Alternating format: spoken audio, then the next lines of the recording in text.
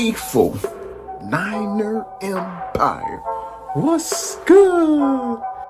What's good? What's good? You know who it is. It's your boy, Jay in the Bay.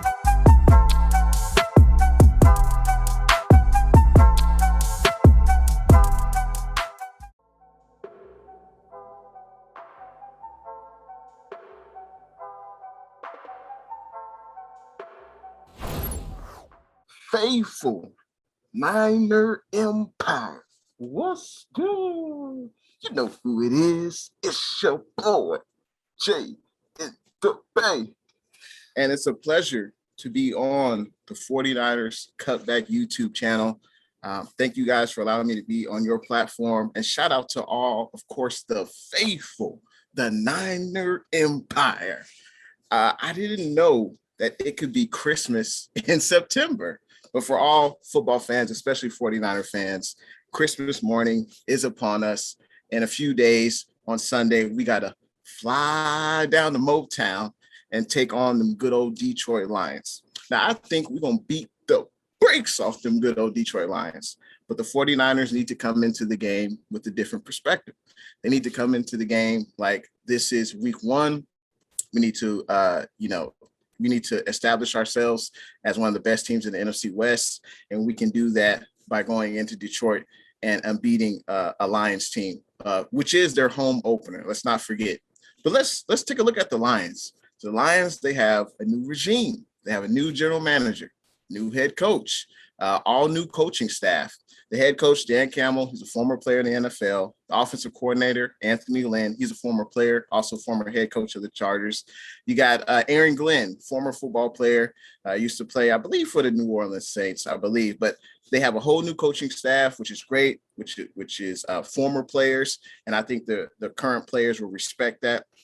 But the Detroit Lions, they were a terrible team last year. Looking at the stats, they ranked in the bottom 5 of a lot of the defensive stats. Most passing yards allowed, most points given up, most rushing yards allowed. And I think those are definitely some areas that the Niners can, take advantage of. And we know, faithful, we know the Niners want to establish the run, and they're going to do that with our plethora of running backs. Y'all know the names: Mostert, Sermon, Hasty, Elijah Mitchell. I think those running backs will get plenty of run in this game versus Detroit. And I think we should run the ball at least 30 to 35 times. But Jay in the Bay, who should we be concerned about who's on the Detroit Lions? Now, that's a great question. They have Jared Goff. Obviously, they traded for him, got rid of Matt Stafford. And Jared Goff, he doesn't fare too well against the 49ers. Jared Goff, I believe his last 2 games against the Niners, he's completed about 38 of 69 passes. He's had about 2 touchdowns and 3 interceptions. I think that will continue this game. He will throw a few interceptions. And we can't forget about. Now, one thing that's in Detroit's favor is their offensive line. They have a solid offensive line. It's a young group led by Decker, the left tackle, and also I believe his name is Ragnu, the center. Also, they got Penei Sewell, one of the best offensive tackles to come out of the draft in the last few years out of University of Oregon. He's going to be lined up on the right side, and that's definitely one matchup I'm intrigued about. Penei Sewell lining up against either the likes of Bosa, Armstead, Samson, Bucum, D Ford, Arden Key. I think Penei Sewell will definitely get his welcome to the NFL moment, and it will not go in the Lions' favor. Also, they have running backs. They have Swift. They have Jamal Williams, who came over from the Green Bay Packers. I think their running backs are solid. Will they be difference makers in this game? I don't think so. Wide receivers, no big names. Tyrell Williams hasn't really been able to establish himself as a playmaker at the NFL level, but his speed could give the 49ers secondary a test for sure. Now, I think the Lions' best offensive playmaker is TJ Hawkinson. He's an excellent tight end. I believe he had at least 68 catches last year, about 6 or 7 touchdowns. He's definitely a threat. So that will be a great matchup for Fred Warner, Dre Greenlaw, Jimmy Ward, whoever D'Amico Ryans assigns to him in man coverage. That would be interesting to see. So those would be my 2 matchups on offense: Penei Sewell and TJ Hawkinson. Those would be 2 key persons. I want to see how that matchup goes. Will they go in the 49ers favor or they would go in the Lions favor? That's something that's going to be interesting to see. The Lions defense, as I mentioned before, is definitely was terrible last year. They brought back Romeo Okora.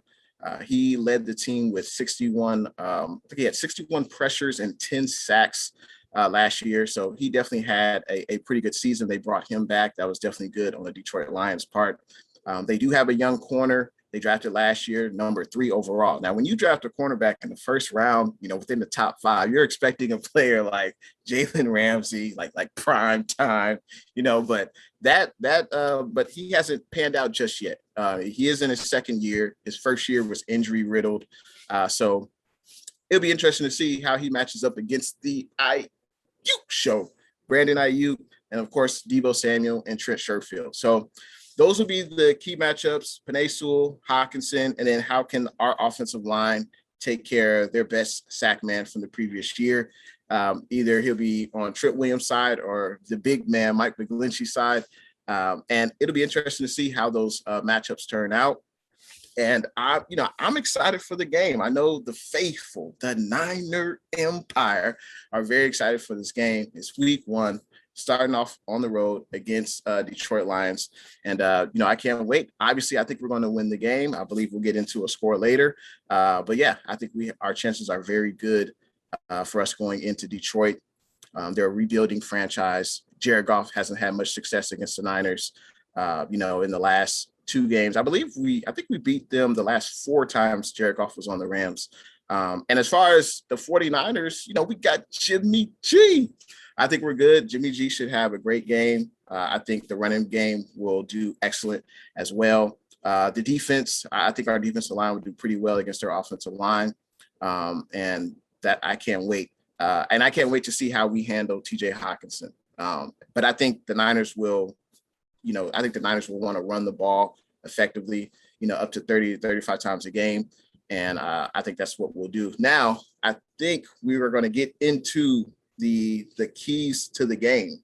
So there are 5 keys to the game. I think the Niners 5 big in order to win the game. The first key, the 49ers need to win the time of possession. That's been Shanahan's key to success over the last few years. Run the ball, establish the run, throw off play action. Whenever you're able to run the ball effectively, usually the linebackers, they want to pull up to the line of scrimmage. That's when you fake the ball to the halfback. Jimmy looks to the right, he looks to the left, and usually he finds Kittle or another wide receiver open over the middle. And that's what establishing the run does, and that's what winning the time of possession. Also, winning the time of possession limits the other team's amount of possessions they have on offense. So that's why I think that's the number 1 key. 49ers need to win the time of possession. Second thing, we've got to convert on third downs. Not only does this help the offense get into a rhythm, and that was one thing I wish Jimmy G would have had more in the preseason. No, I'm getting off a little bit topic here, but you want your quarterback to do well, you got to have a lot of snaps. You have to develop a rhythm, and that's something I didn't really see from Jimmy G. He wasn't really given the opportunity until that 3rd game against the Raiders. But that's neither here nor there. We're talking about week 1 against Detroit, and I think by converting multiple third downs in a row, Jimmy and the offense will get into a rhythm, and also it'll keep the Lions offense off the field. The 49ers defense will be well rested as long as we continue to move the chains and continue to get into the other opponent's end zone. Number 3, we have to, I feel football is all about the trenches. It's all about the big men on the offense and defensive line. If we're able to establish the run and we're able to block for Jimmy, I think our offense will flourish. Now, on Detroit, when they're on offense, if we're able to get a good pass rush, we're able to, stop the run. I think we'll control the line of scrimmage. I think the 49ers defense will have a lot of 3 and outs, and that'll help the defense stay fresh, and the 49ers will have more opportunities on offense. So we got to win on both sides of the ball. And I think, if you look at our roster and Detroit Lions roster, I think, we pretty much have an advantage at every position. You go down the list, especially along the offensive line and defensive line. So we should be able to win in the trenches, and that'll definitely lead to success on both sides of the ball. Number 4, Jared Goff. He's been proven to struggle against the 49ers defense. He's turned over the ball multiple times. As I mentioned, the last 2 times he's played the Niners, he's had, I believe, I think he has 3 to 4 interceptions in the games. So I think that will continue. I think a key for the 49ers is to force 2 turnovers on defense, whether that be fumbles, whether that be interceptions. You look back to 2019, that was part of the reason why the Niners were successful getting turnovers, getting pressure on the quarterback. And I think that will continue week 1, especially with Penei Sewell at that right side. He hasn't had a great a great training camp. That's what people in Detroit are saying. He's still a young guy, but he's going up against, some of the best defensive linemen in the NFL. And I love to say there's levels to this. Faithful, y'all know it. It's levels to this. It's a different level coming from college to the pros. And, hopefully Penei Sewell gets his welcome to the NFL moment. And hopefully we can get some sacks, which will force Goff to get rid of the ball before he wants to. And that'll cause some turnovers. My last key will be force Detroit to be one-dimensional on offense. And what I mean by that is usually a successful offense, you're able to run the ball effectively and you'll be able to pass the ball effectively. I think if we stop the run, force Detroit in 2nd and long, 3rd and long, that'll put more pressure on Goff. That'll put more pressure on the offensive line to make sure he has a solid pocket to throw from. And if we're able to make them one-dimensional, the defensive ends, they can pin their ears back, don't have to worry about the run, and they can get after the passer. And I think that's something that the 49ers need to do on defense, force the 2 turnovers and also force Detroit to be more of a passing team. And I think we can confuse Jared Goff with certain coverages, with blitzes, and we don't have to worry about the run game. So those are Jay in the Bay, 5 keys to victory for the San Francisco 49ers. And 49ers Cutback crew, I believe we have some questions from the fans. Hey, Jay! Okay. And looks like we have our first question. Thanks for tuning in. Megan, thanks for watching the 49ers Cutback Podcast and YouTube channel. Thanks for tuning in. Megan says, which player matchup are you most excited about? I would say I'm most excited about TJ Hockenson. He is the best offensive playmaker on the Detroit Lions. He had an excellent year last year. He attended George Kittle's tight end U camp. So I want to see the matchup between TJ Hockenson. I think he is one of the best tight ends we'll face all year on our schedule. And I want to see, how do the 49ers plan to limit TJ Hawkinson's effectiveness on the offensive side of the ball, where they put man-to-man coverage, Fred Warner, Dre Greenlaw, where they put Jimmy Ward, where they put Jaquiski Tart. I mean, the options are endless, and also in zone coverage. That'd be interesting to see how they, try to neutralize TJ Hockenson. But yeah, I think it's TJ Hockenson versus the 49ers defense. That's one of the most exciting matchups I'm excited for. All right. So we have David Campbell with the question. Thanks for tuning in to the 49ers Cutback Podcast.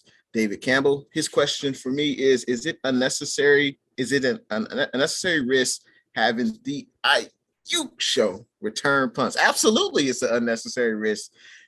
Brandon Ayuk, he is the number 1 receiver on the 49ers. There's no doubt about that. He is already battling a hamstring injury. So that's something to monitor. And we need Ayuk to be on the offense. He needs to be playing 90-95% of the snaps. And I would hate to see him get hurt on a punt return. And granted, special teams is very important. It's all about field position. I get that. It's very important. But I would be more comfortable if we had more depth along the receivers, if we had more proven depth. I wish we would have kept Simba Webster. I thought he would have been a great special teams player. I know that Elijah Mitchell, at least from the unofficial depth chart, Elijah Mitchell is going to be the kick returner. But yeah, I don't want to see Ayuk being a punt returner. I would hate to see him get hurt on special teams. And I feel like, honestly, if Debo, Ayuk, and Kittle, if one of those 3 gets hurt, I think the 49ers offense could be in trouble. There's just not a lot of proven playmakers behind those 3. Trent Sherfield looks great in preseason. That's great. I want to see him do it in the regular season. Juwan Jennings, he hasn't proven it in the regular season. Mohamed Sanu, I think he's solid. Is he a playmaker at this stage in his career? Time will tell. But I do not want to have Ayuk returning punts. Hopefully we can have someone else, anyone else. I don't care who it is, just anyone else returning punts besides Ayuk. All righty. So we have Matthew Rowley. Thanks for tuning in to the 49ers Cutback Podcast.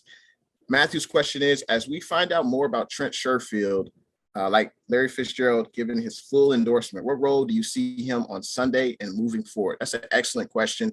I think he will play a pivotal role in this offense, especially if he can stay healthy. You know, Trent Sherfield kind of came out of nowhere. He was with the Cardinals. Basically, he was a special teams guy. He couldn't really get on much offensive plays with the Cardinals. And I feel like he's found a great role with the 49ers. I think he'll be our third wide receiver. And then he already has great rapport with, Trey Lance, and hopefully we can see a relationship grow with Trent Sherfield and Jimmy G. But I think he will play a pivotal role because honestly, I want Ayuk and Debo to stay healthy, but the odds are they are going to spend some time, on the sideline. So I think Trent Sherfield will help Jimmy G and the offense move the ball. And I think he will play a pivotal role with the 49ers offense. And that was a hell of a signing by John Lynch to get Sherfield as a free agent this offseason. The way, Jay. So now we've come to the last portion of the show. And first, thank you everyone for tuning in to Jay in the Bay on the 49ers Cutback Podcast. I appreciate that. We've come to the Fade Away Jay segment. I'm just excited for football, faithful. I'm excited for the 49ers to play actual meaningful games in Detroit. We start on the road. I'm excited for this game. Like I said in the beginning, I think the 49ers should beat the Lions with ease. There's a reason why the 49ers have the second largest odds this weekend when it comes to all NFL games. We should beat the 49ers. I should say we're favored to beat the 49ers by 7.5 points. Or excuse me, we're favored to beat the Lions by 7.5 points. And I think, we should win this game at least by 10 points. And I'm excited to see the offense. I want to see the offense dominate. I'm excited to see D Ford, Nick Bosa back. And yeah, I'm excited for the game. I can't wait. And as I said before, Christmas morning is coming, and it's like a kid the night before Christmas. I'm very excited. I don't even know if I'm gonna be able to sleep, faithful, but I can't wait for the game. Hopefully you guys enjoyed the show, and thanks for watching your boy Jay in the Bay. I'll see you guys in the next one.